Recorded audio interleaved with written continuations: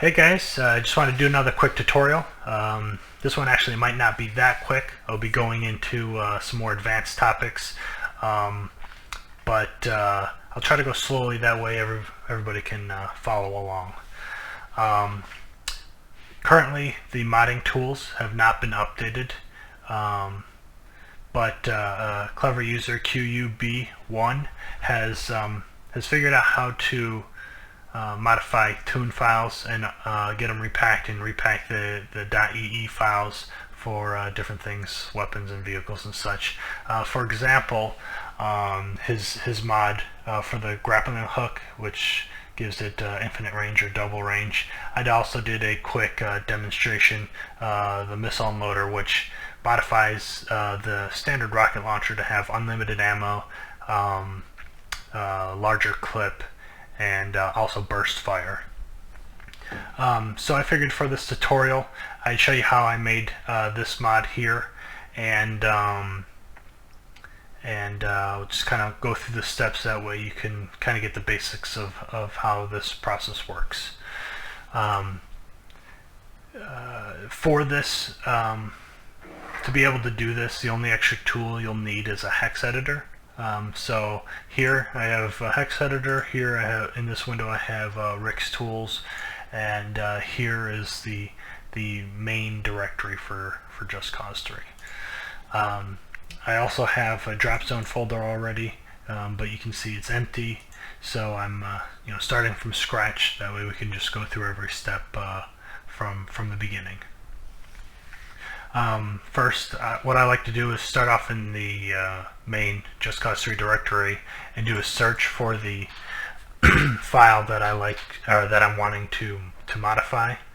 And in that mod, I modified the UK or UVK, which is the standard rocket launcher. And what you'll modify is the EE file. So I like to do the open file location. Now you can modify it from here, and that's fine, but I like to go ahead and just move it to the drop zone. That way it's ready to go when I'm done, and I also leave this one alone. That way if I ever want to delete the mod and do something else with it, I still have this intact. So I go back to, in the file path, you'll see it's editors, entities, JC weapons, two-handed, blah, blah, blah, blah, all the way to this. You need to have this path in the drop zone, and then have this at the end for the mod to work. So what I like to do is just go back to here, so I get the editor, I copy it again, that way I have the original intact, go to drop zone and paste. Now you can just create your own folders. Go new folder, name it editor, new folder, entities, and all that. But I don't know if this is faster or not. This is just the way that I do it, and I just delete the paths that I don't need. And you can keep them too.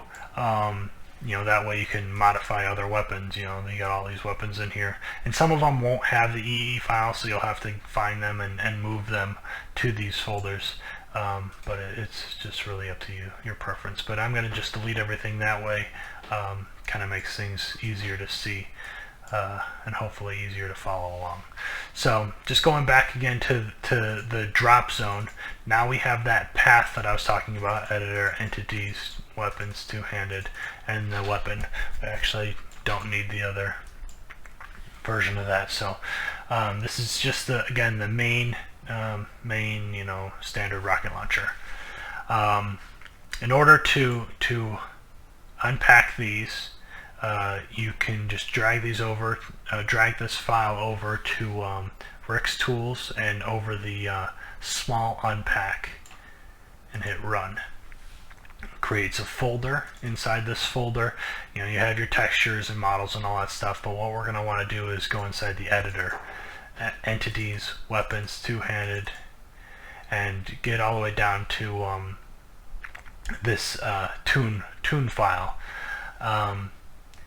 Inside this tune file, to be able to see what's inside the tune file, you can drag and drop it over ADF, and it creates an XML file.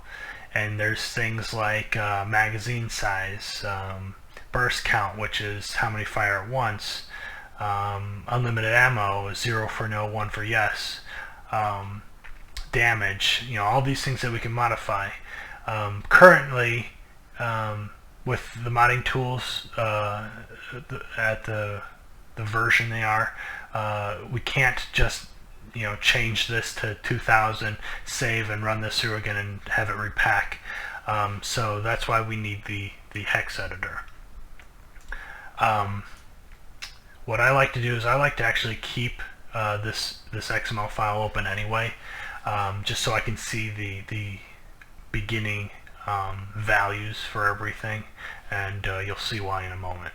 So what you need to do is drag the tune file over to the hex editor, and now we need to start finding the values. So you can type in 1, you can type in 120, whatever you're looking for. The problem is that with the hex editor, sometimes there's extra values up here that you're not actually looking for, and it's hard to know which one is which. So what I like to do is search for a value that I think most likely won't be found too many times in here. For example, this 1000, or maybe this number here. But we'll go ahead and start with the 1000 because I want to get kind of close to this magazine size and burst count and all that stuff. So what I'll do is I'll go to search, go to find, and you want to make sure the data type is set to floating point, and we're going to do search for 1000. And look at there, we found it. So in these here, all the values are going to be in chunks of 4. So that's 1000. The next value should be here, and so on and so forth. So if we found 1000 here, this next chunk of 4 should be 1. So let's just test that out. So this is 1000. If we do a search, find, and change this to 1, and do a search, look at that. Next value is 1. So if we know that this is 1, 0000803F, then this here should be 120. And look at that. The next value should be 1 again, and it matches this here. So we got 1001, 121, 1001, 121, and then of course you got 0000. So a whole bunch of zeros. And again, so just know that they're in chunks of 4. Now, starting off, let's say we wanted to modify this 1000. So if you didn't have anything selected, you'd do search, find, again make sure it's floating point, search for that 1000, pops up. Then what you can do is do replace, and you still want to leave that search for 1000. You still want to leave this as floating point, and so max range, let's just make it 2000. And it automatically updates it for you. So now we can save this, and this won't update because we need to rerun this tune file back through ADF. So let's go ahead and do that and see if we've made that change. So max range right now is 1000. Close this out. We'll rerun this through ADF, which should update that. Max range 2000. So we got the right value. Now what I like to do after I make a value and it works and doesn't mess anything up, I like to take this, copy it, and paste it in here. That way if I make a change in here that messes up this file, so that which can happen, and if it messes up, when you try to run this through ADF again to get an updated version of the XML, it'll error out. So if that ever happens, what you can do is just delete the file and then rename this, just remove everything between the 13, after the 3 and the period. So remove the spaces, the dash, and the copy, and you've got your file back. So that's just a little tip. You don't have to do that, but it can help out if you ever make a mistake. So now that we've made change to the max range. So now when we do the search, if we type in 2000, let's go back up. There. Sometimes you have to change, whether it's searching forward or backwards, depending on your hex editor.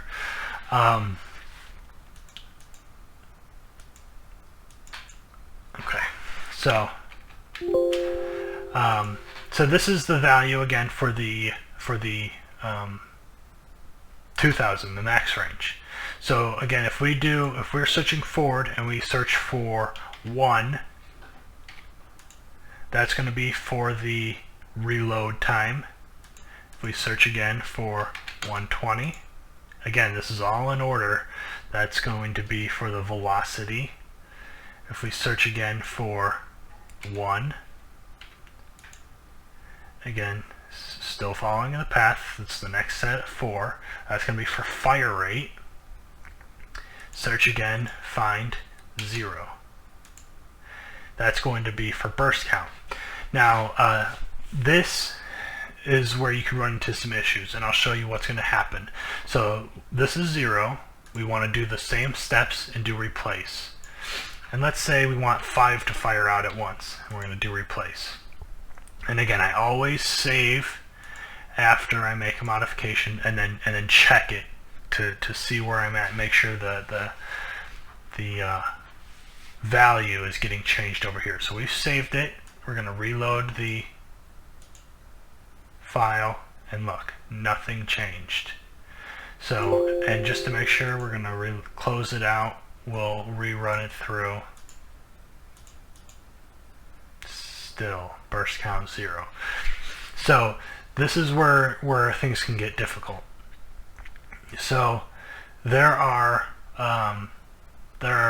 two different ways to do that, to fix this. So we're going to go ahead and find that 2000 again. Okay, we got to go up, backwards.